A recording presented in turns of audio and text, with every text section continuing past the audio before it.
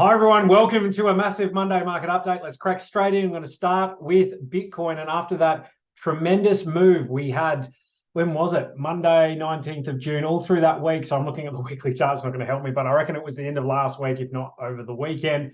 So incredible move that erased essentially, I think it was 70 days worth of price action. So all this price grinding down into this support region we've been talking about for so long that I believed it was bullish. And I know I put into the groups, the client groups, and also our free chats that this to me looks like the perfect setup for Bitcoin to absolutely ramp. And it absolutely did. So sometimes you make those calls and they can blow up in your face, but sometimes you look like you're a bit of a genius. So very clear to see the trend of Bitcoin now. So you can see these higher highs and these higher lows just developing really nicely. And I'll just maybe draw a line so you can illustrate that.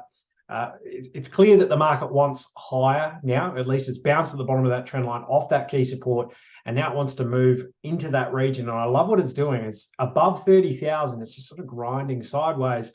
And now it's, taking aim at that $32,000 level, which is that 100-week moving average, as you can see I've got lined up on the chart there.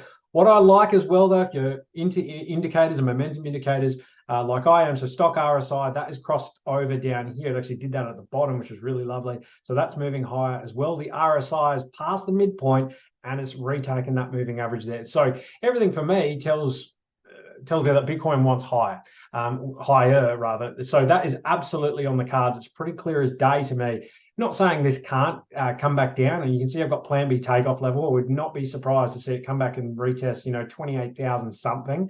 Whether it gets down to that level, I'm not sure. But the trend is absolutely clear.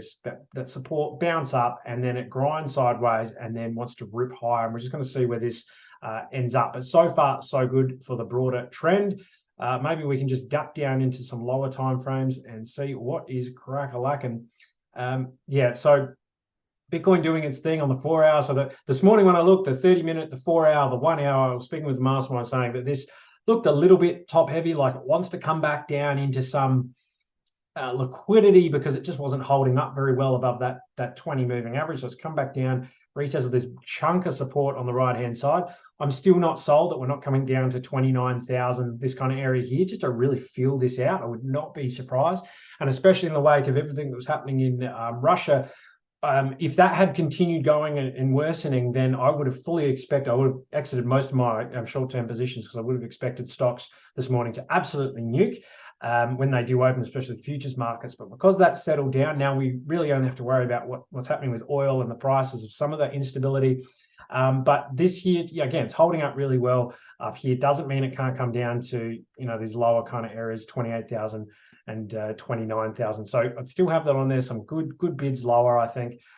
If you've missed this move, it's not the end of the world if you missed it down here. But it's very overextended, especially on the daily and the 4 hour a little bit here. It just wants to come back down. So you could draw the Fibonacci retracement over this region. That to me looks like an area of high confluence support, 29,000, 28,800, that type of area. So yeah, put that on your radar. Now, we just don't want to lose sight of dominance. It is a core chart that we love to look at, but also it's losing its relevance slowly but surely because of the fact that stablecoins are included in this. There are charts you can look at that doesn't have it in it, but this has a longer track record, so I'm just going to look at it a bit more. Have to watch Bitcoin dominance because it is absolutely flying, and it's in line with what Bitcoin did over here out of the bear market, bull market, bear market, from that phase into where we kind of are now, which is towards the halving, where Bitcoin absolutely surged. So Bitcoin dominance essentially is, where's the capital in the overall crypto sphere? Where is it concentrated? And right now, Bitcoin dominance is growing, 51% out of everything, and it's approaching the 200 moving average on this weekly chart.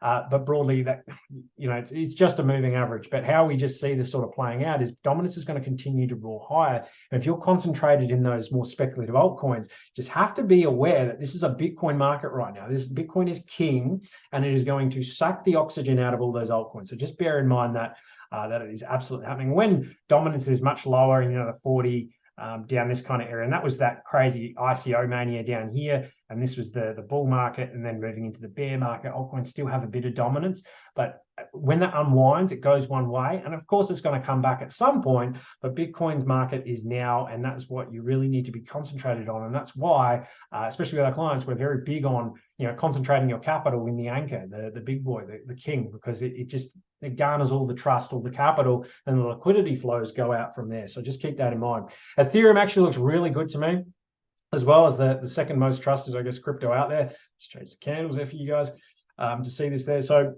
it's a very clear trend as well. These higher lows just moving up. Also, these higher highs getting really nice there. And I've just drawn this little squiggle where I think it's going to go. But very clearly, Ethereum's broken this downtrend that it was in.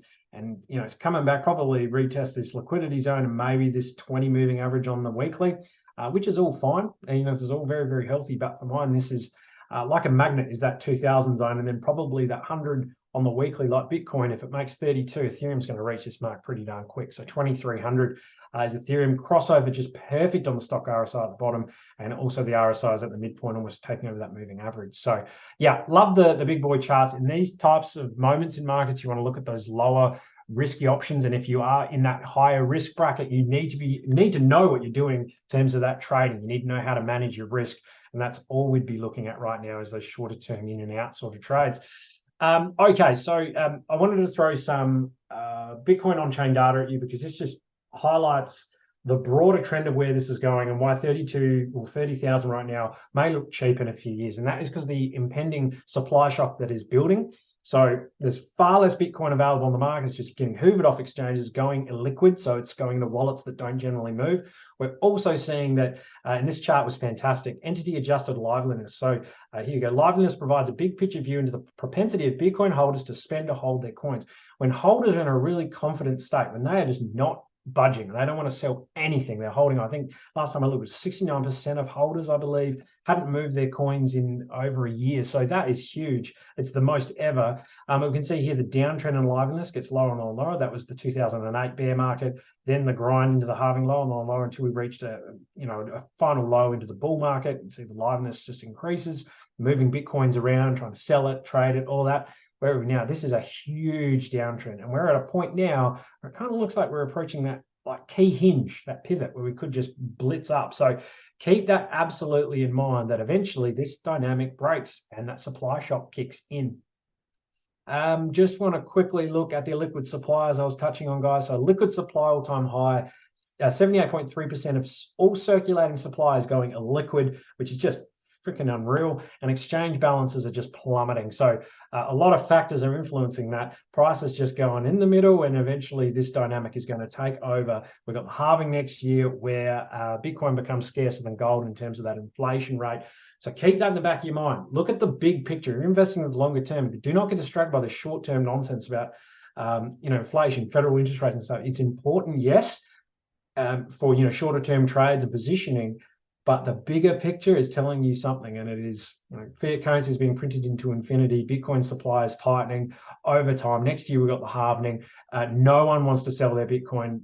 It's a very easy equation if you just want to look at it like that. So, guys, hope you've enjoyed this episode. Make sure to join our free investor group as well. If you haven't, if you're a graduate, join our free chat. If you're not a client, make sure to join our free chat as well. There's lots going in there. So thanks as always, guys. Have a great day. Ta, bye.